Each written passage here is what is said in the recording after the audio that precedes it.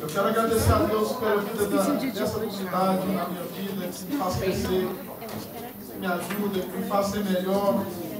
Quero te agradecer por ser pastoreado pelos irmãos, que muitas vezes vão em casa, sentam comigo, puxam minha orelha, me ajudam para melhorar. E para mim, em Deus, é uma honra poder servir a Deus nesse lugar. E poder servir a Deus é servir a cada um dos irmãos. Eu agradeço a Deus pelo que cada um dos irmãos fazem por mim. Eu quero que a gente faça uma breve meditação, e bem rápida mesmo. E aí, já que eu vou... Cadê o Gabriel, cara? Vou deixar ele ficar do seu lado aqui, se ele estiver por aqui. E queria que você abrisse a sua Bíblia comigo no livro de Mateus, capítulo 16. Eu espero que o Espírito de Deus continue a mover entre nós, nesse lugar, que Ele possa falar poderosamente, ainda mais, a partir agora da leitura do texto bíblico. Convido com você. E eu acho que o bolo é feito, então não vai dar para dividir com ninguém. Parece que o bolo não era de verdade, não. Pode até pôr no meu carro, inclusive. Aqui, pode deixar o bolo. Você que fez? Pois é, foi de sua boca que ela está falando. É uma honra emocionante. E emocionante para nós, porque para nós, criança não será a igreja. Criança é a igreja. Criança pertence ao corpo. Por isso aqui a criança toma, por isso aqui seu filho toma ceia. Porque ele não fará parte do corpo de Cristo. Ele é parte do corpo de Cristo. Sei que no início o pessoal falou, como é que é? Eu falei, calma. Agora, 2 anos e meio, caminhando para 3 anos, nosso pessoal já entende que o seu filho é parte do corpo de Cristo.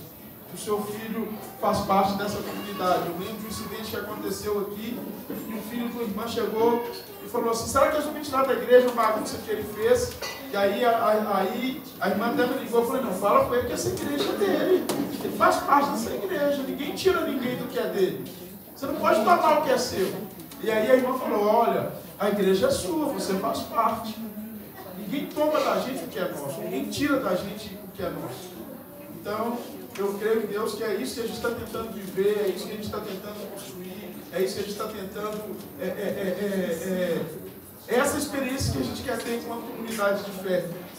Comunidade de fé é isso aí, é formado por gente de tudo que é jeito, é formado por gente que é legal, gente que parece que não é legal.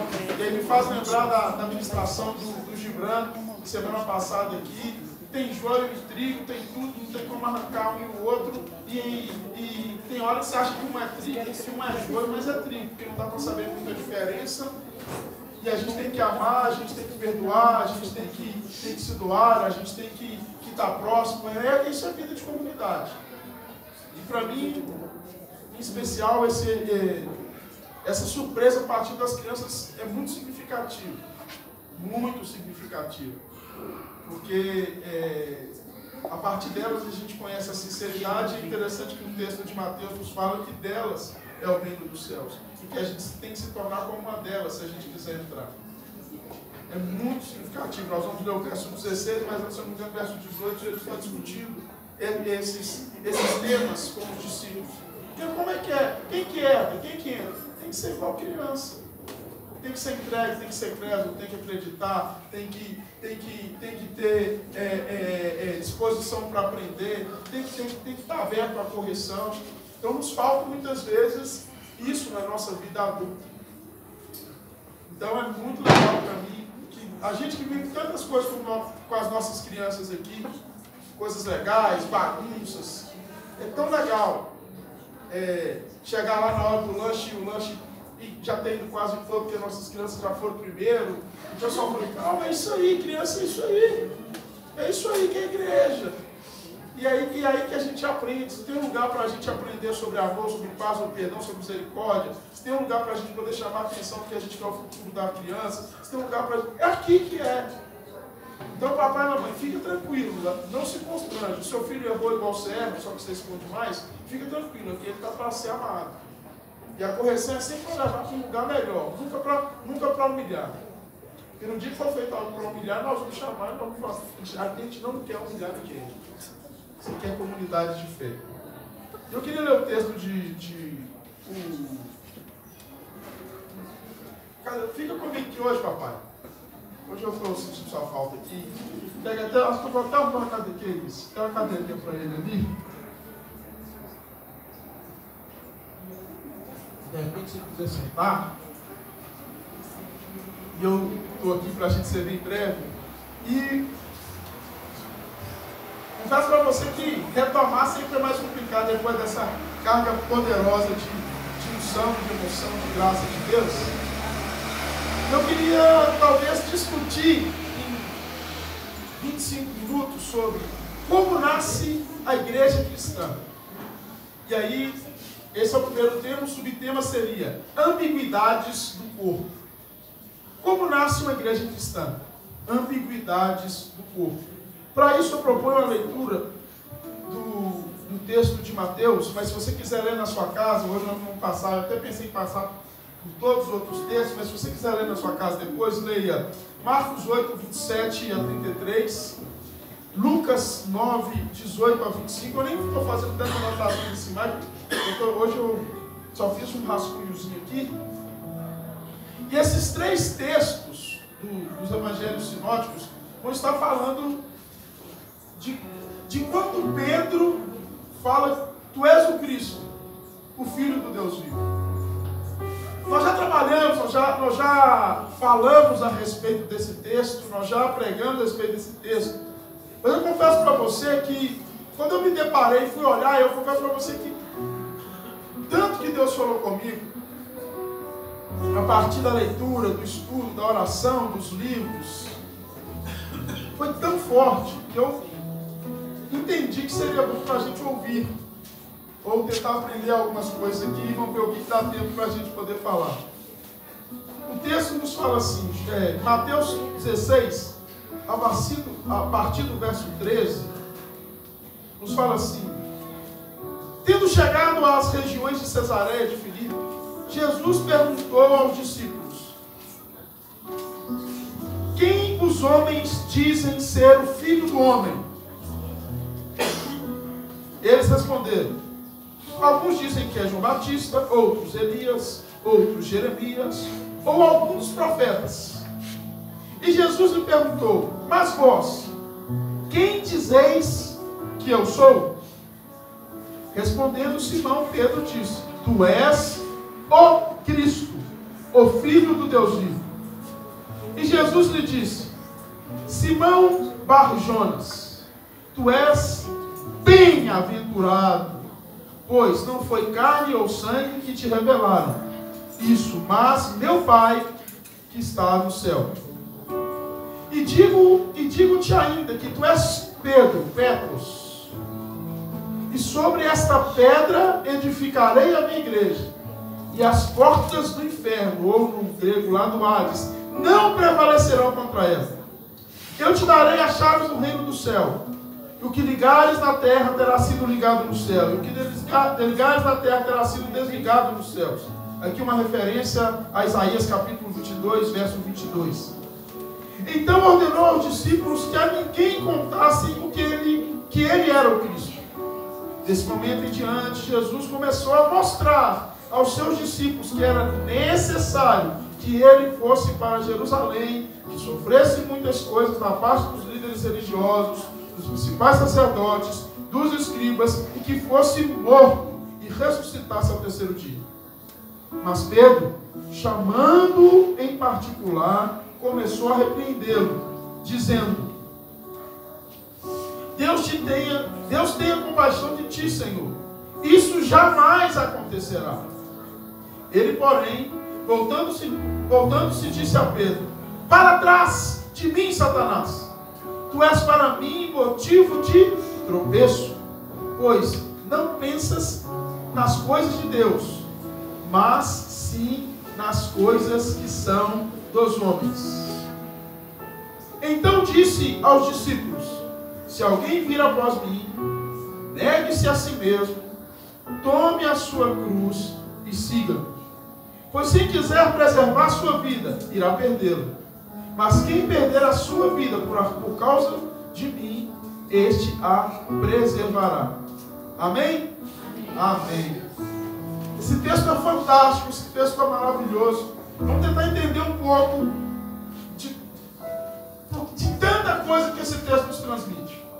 Mas nós temos que entender aonde esse texto aconteceu. Então, o autor, tanto de todos os sinóticos, ele deixa muito claro que esse texto é que Jesus viveu essa experiência lá na região de Cesareia de Filipe. Que região é essa? É o extremo norte, é a fronteira, a quase última cidade do povo galileu. É lá que muitas coisas importantes lá no Antigo Testamento aconteceram.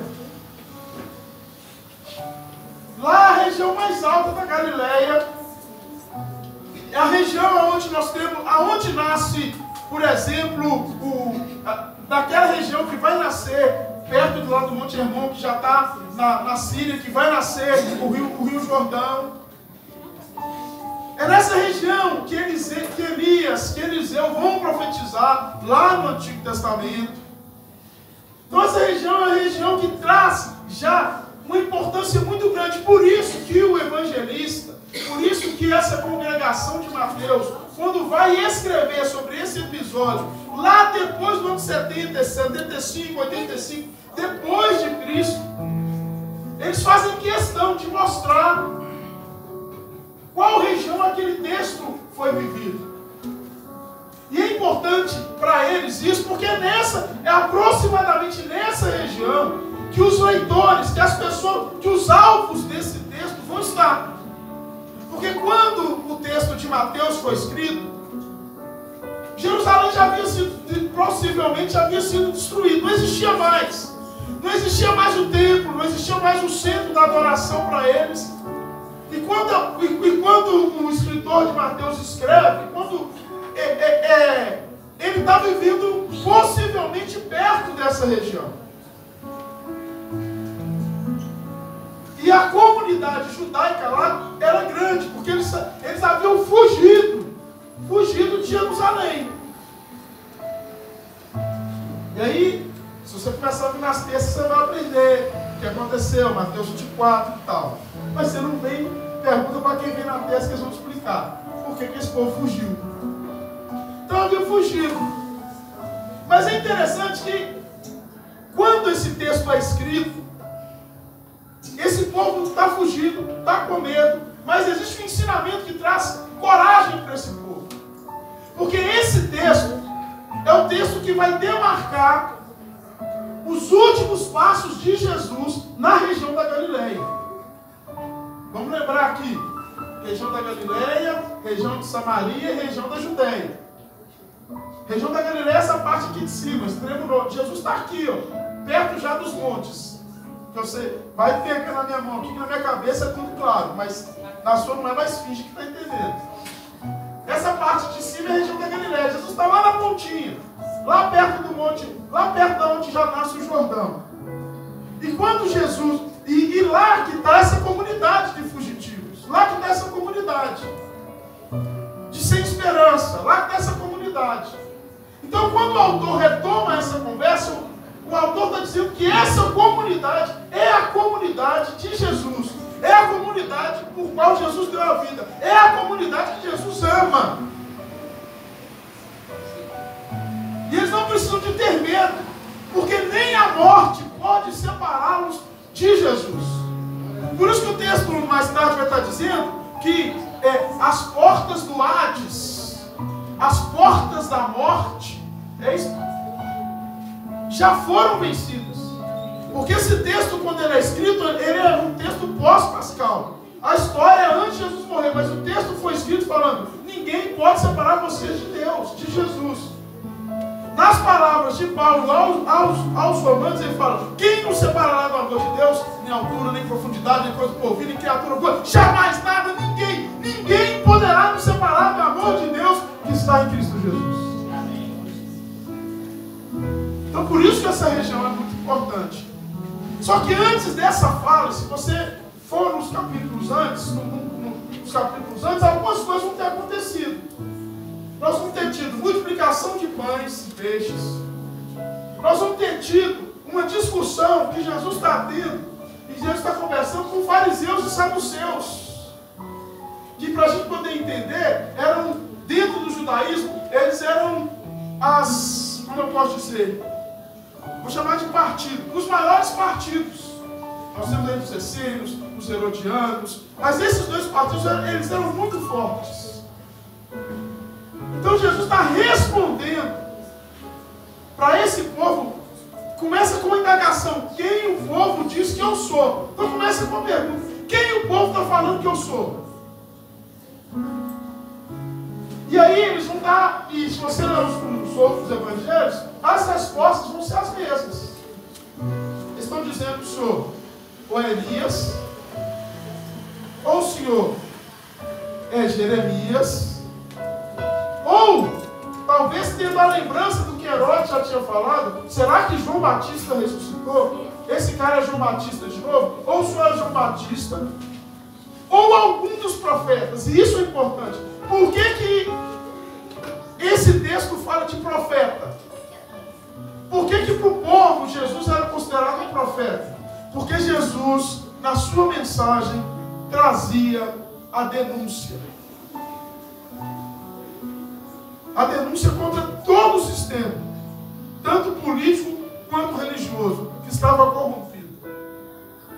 Jesus trazia a denúncia da mulher que foi excluída, da mulher que era excluída e que não era considerada gente. Jesus trazia a denúncia da criança que não era ouvida, porque mais tarde ele vai estar falando: como é que faz para entrar no teu reino? É a criança, tem que ser igual a criança. Deixai vir a mim, pois, os pequeninos. Então por isso que eles estão comparando Jesus ao profeta, porque a mensagem dele é pesada, a mensagem dele é dura, a mensagem dele é de denúncia. E ser igreja é carregar essa mensagem contra todo tipo de injustiça que se coloca à nossa frente. Ser igreja é não ter pacto com a maldade. E é legal, porque hoje eu conversava com alguns irmãos pela manhã. Eu saí para comprar pão, e quando eu voltei, lá perto de casa, eles abriram uma comunidade.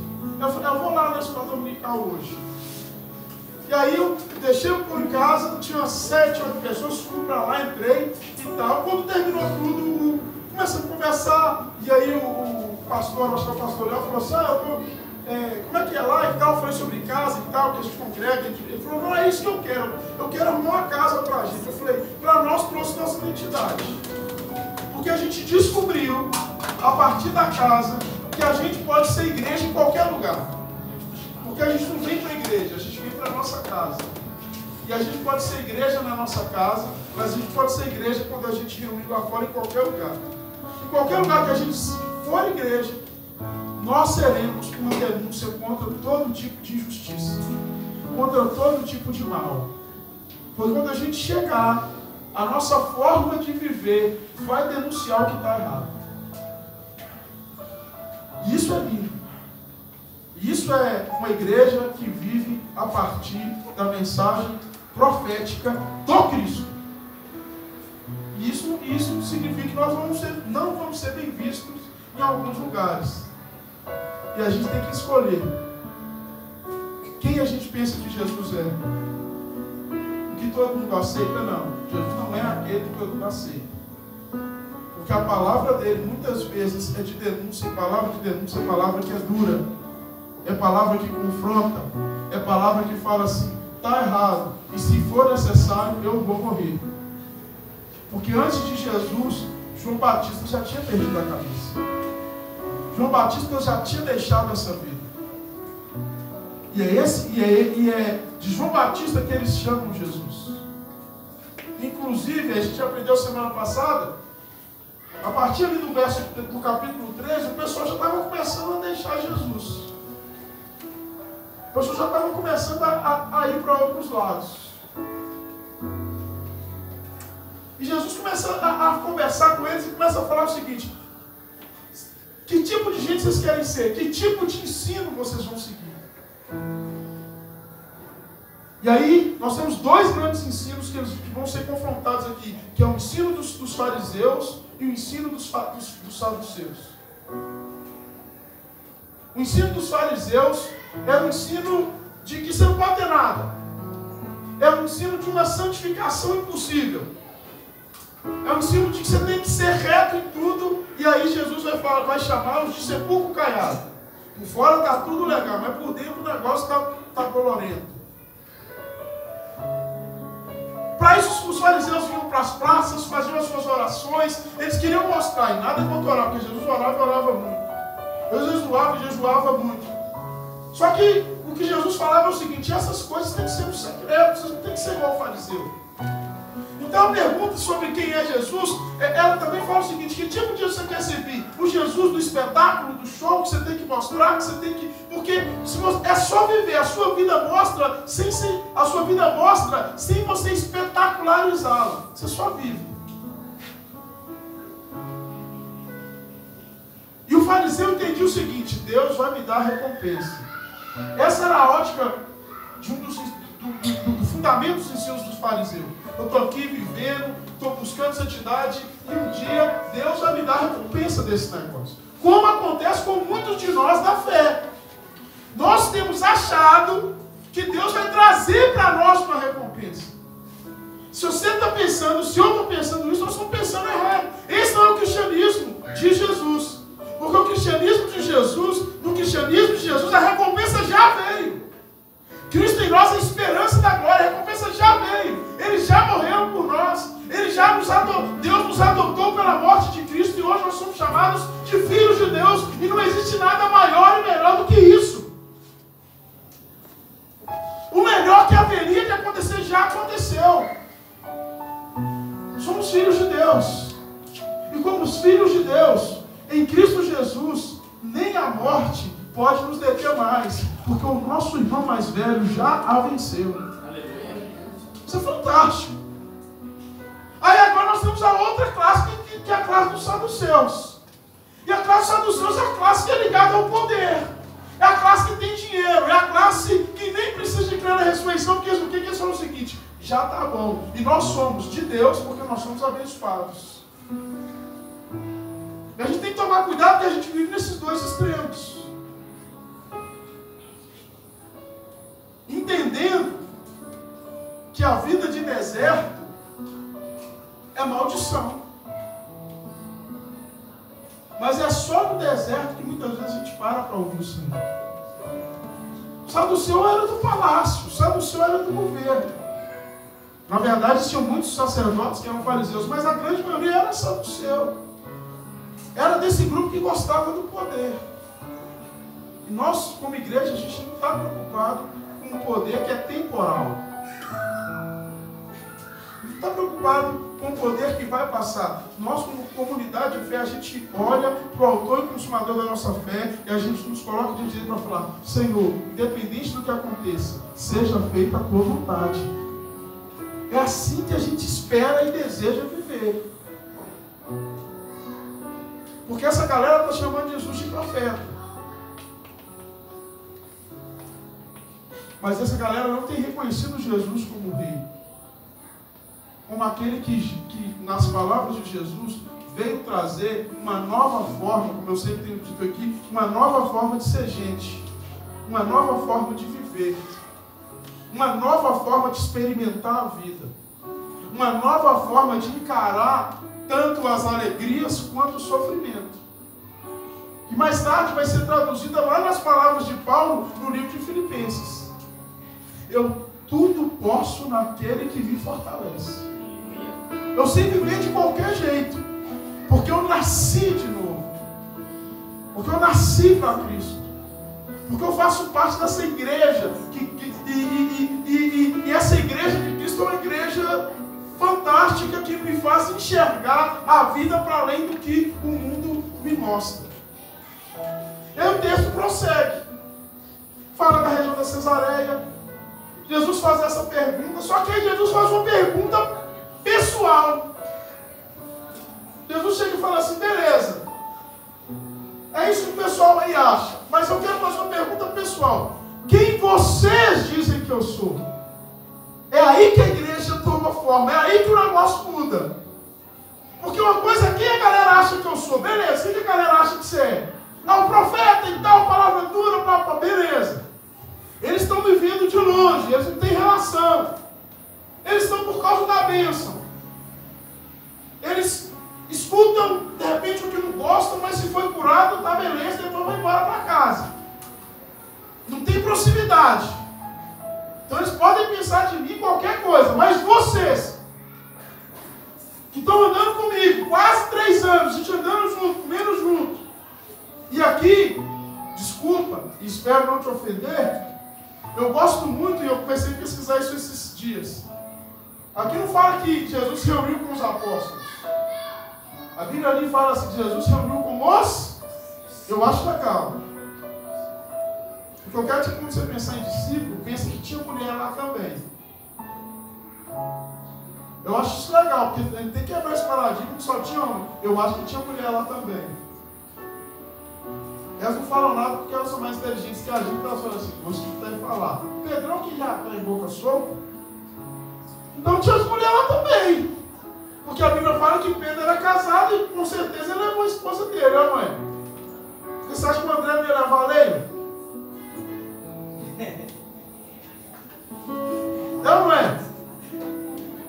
Ele ia andar com Jesus e falar, Leila, fica em casa que eu volto mais tarde. Ele já tinha escutado Jesus falar, quando Jesus chegou numa casa, que uma mulher foi para a cozinha. Jesus falou o seguinte, eu não estou nem não, mulher pode ser minha discípula. André escutou Jesus falando isso. André falou, opa, se ela pode ser discípula, eu vou levar ela também? Você acha que ele não levou? Levou! Porque discípulo para Jesus não é questão de ser homem ou ser mulher, não. É alguém que tem um coração entregue. Tem um coração entregue, pode assumir qualquer coisa no reino de Deus. Então, nessa condição, de Jesus estar com os seus discípulos, ele falou assim, eu queria fazer uma pergunta para vocês. Tá bom, eu vi a resposta do povo agora. Quem eu sou? Aí foi top. Aí foi legal. E aí a galera ficou bem com medo de responder. É ou não é? O que eu respondo?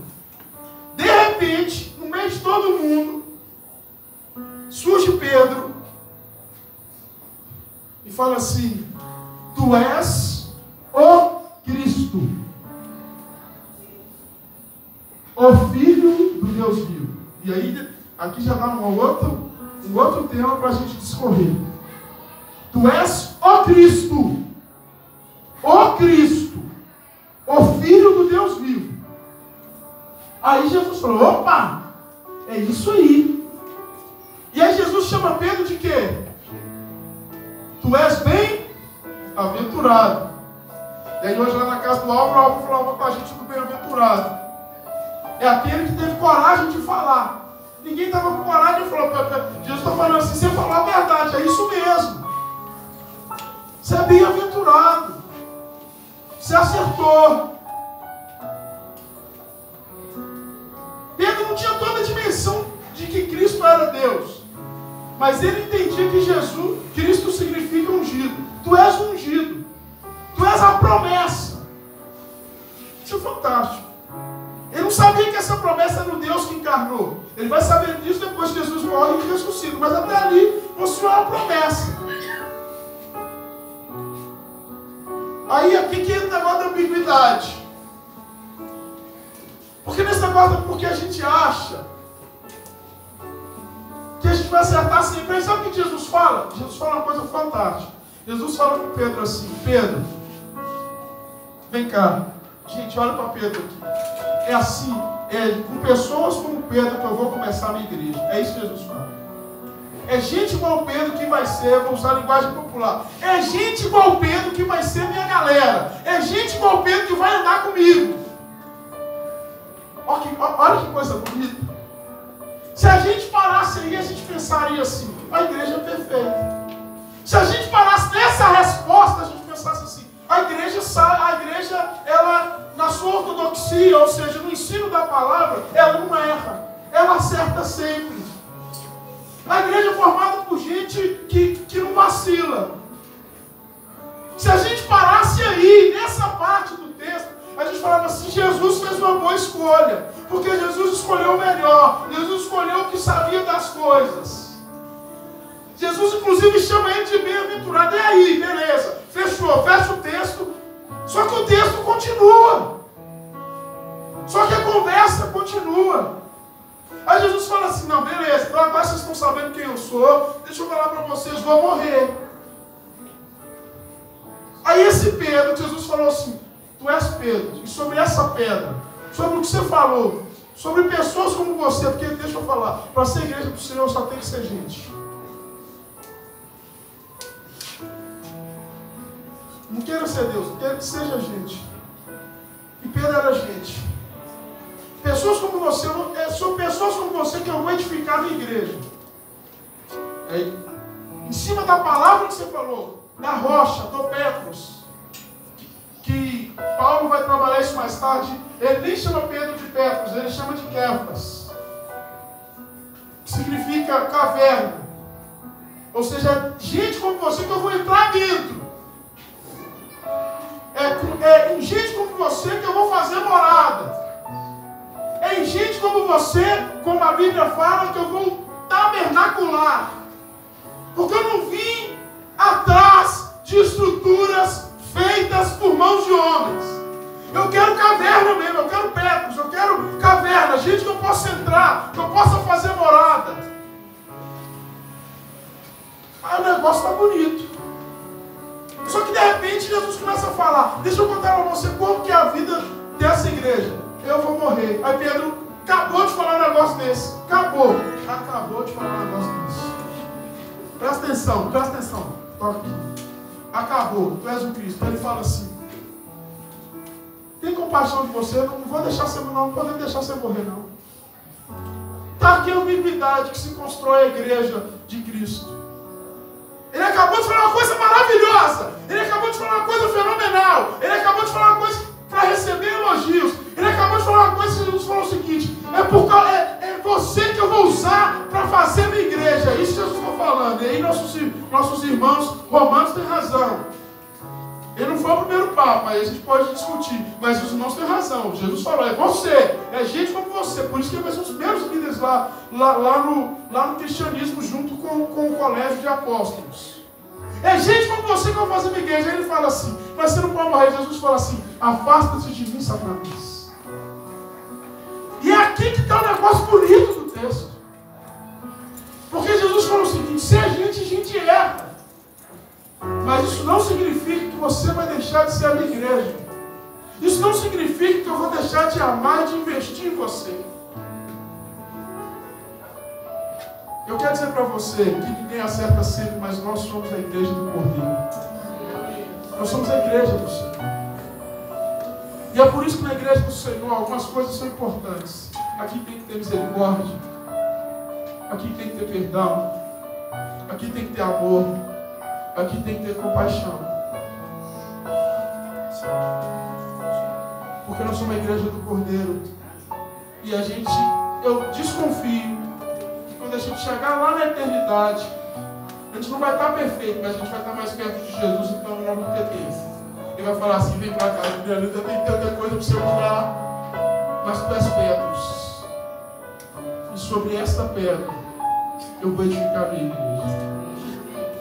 Que a igreja do Senhor seja edificada em nós e através de nós. Que sejamos caverna para Jesus entrar dentro e fazer dentro do nosso coração morada, lugar de habitação. Hoje nós estamos aqui. Aí hoje eu já começava com a Dani assim, no final do ano a gente tem que arrumar um lugar para a gente fazer a nossa passagem de ano. E se chegar um dia que esse lugar não comportar, a gente vai para outro lugar. E a gente sabe que a gente vai ser igreja em qualquer lugar. Porque Deus não está aqui por causa do lugar. Ele está aqui porque Ele encontrou cavernas para Ele fazer dessa caverna a sua habitação. Petros, caverna.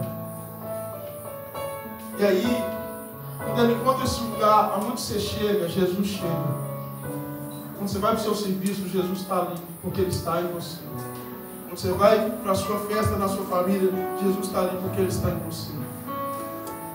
E aí a gente pode começar a ser luz e a gente pode começar a ser sal. E aí não é pelo que a gente fala, é por quem a gente começa a ser em Cristo Jesus. Não é pelo discurso moralista, mas é pela moral que habita em nós, Cristo, Filho de Deus. Tu és Petros. Mas ele falou bobagem, mas continuou sendo da minha igreja. E é muito legal, porque a gente descobre que tem chance de ser igreja de Cristo e pode continuar sendo. E eu confesso para vocês que hoje foi um dia que me emocionou muito, principalmente as mensagens das crianças. Mas sem demagogia e tal, eu me olho nesse texto e falo assim, eu sou o Pedro que errou. Mas que bom que em Jesus eu continuo sendo filho de Deus.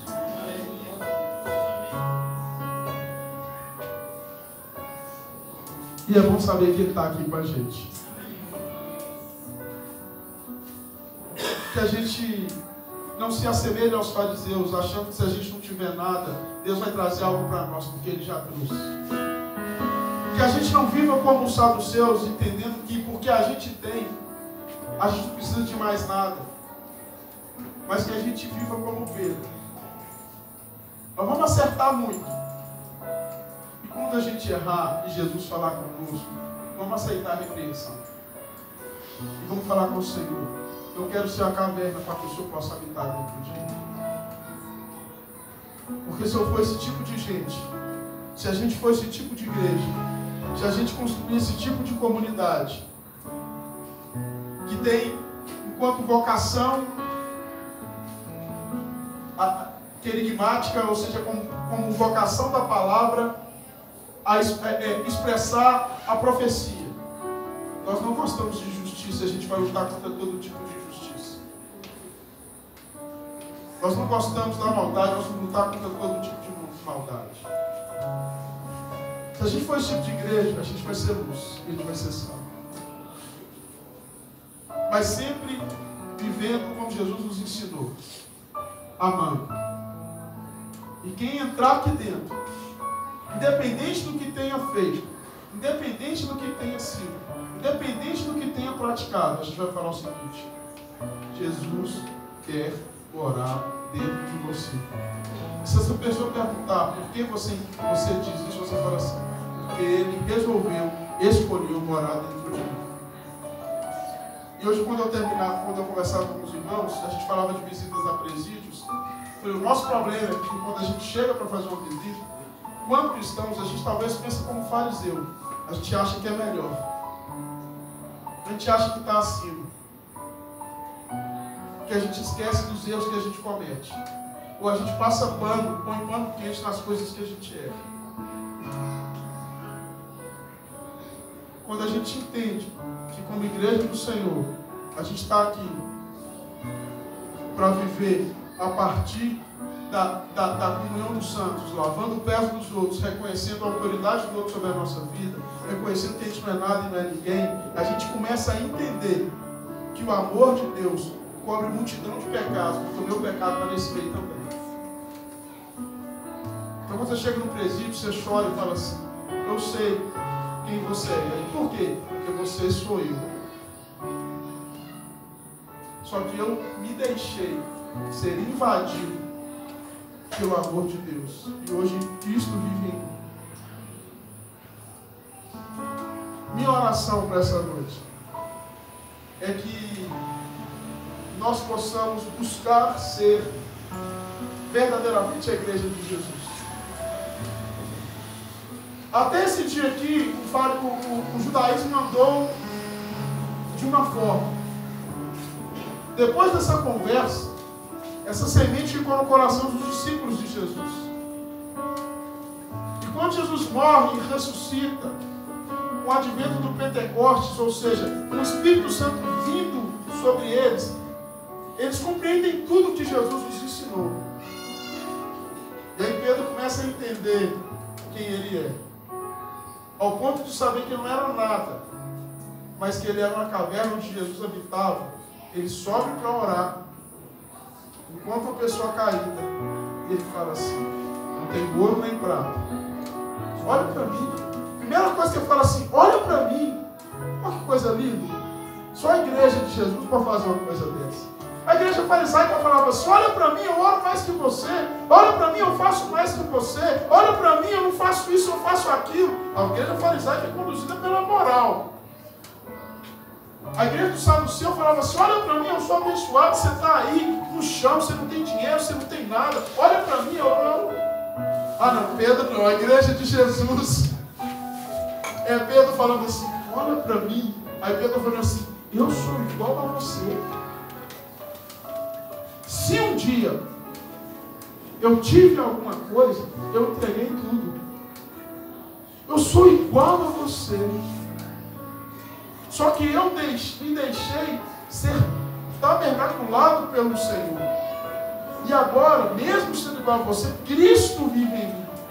E porque Cristo vive em mim, olha eu aqui, João aqui, essa galera que nós subimos para orar, e junto agora nós somos igreja, Cristo está no meio de nós.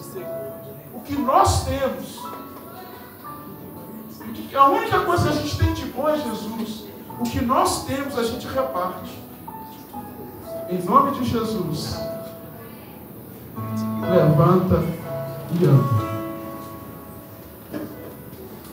Senhor Deus e Pai, eu te agradeço por essa noite. Nas nossos defeitos e ambiguidades, não colocamos isso como desculpa, mas nós colocamos diante da cruz para que o Senhor possa trabalhar em nós e envolver dentro de nós, para a gente poder ser igreja sem mácula e sem rumo. Então trabalha, tem essa liberdade. Mas nós, a despeito disso, não vamos fugir de sermos a igreja do Senhor. Então, Senhor, continue sendo cabeça desse povo. Tem misericórdia de nós. Nos ajuda a viver segundo a tua vontade. Precisamos do teu Espírito para nos guiar. Senhor, eu peço a ti que, de alguma forma, essa palavra caia no coração de cada um desses irmãos, como caiu no meu. Muito obrigado, ó Deus, pela expressão de amor que eu encontro a partir dessa igreja, e essa expressão vem do Senhor. Não só para comigo, mas para como aconteceu ontem com a Leila e com o André, como aconteceu com a Maruzi, com o Igor e com tantos outros aqui, como nós nos colocamos para orar, quando a Alessia precisou e fez a cirurgia. Muito obrigado por poder viver isso, Senhor. É muito bom, é muito bom. Nos dê um coração, ó Deus, generoso, Senhor, para poder nos amar uns aos outros sem reservas. A igreja se constrói com gente, e todas as pessoas têm contradições. A igreja é habitat de gente estranha. A igreja é habitat não de pessoas com uniformidade. Aqui tem todo tipo de gente, mas esse todo tipo de gente é gente de Deus. E nós, como igreja, reconhecemos o outro como nosso irmão. Te agradecemos por essa noite. Que o seu Espírito nos guie para a glória da Trindade. Em nome de Jesus. Amém. Amém. Que honra poder estar aqui. Que Jesus te abençoe. Amém. Só quero dar um recadinho. Os outros da Daiane estão ali. Já estão fazendo as inscrições. Já estão fazendo as inscrições para o acampamento, que é o dia 8 de maio. Não deixe de fazer. Procura eles, conversa com eles. Por quê? Porque os quartos estão acabando.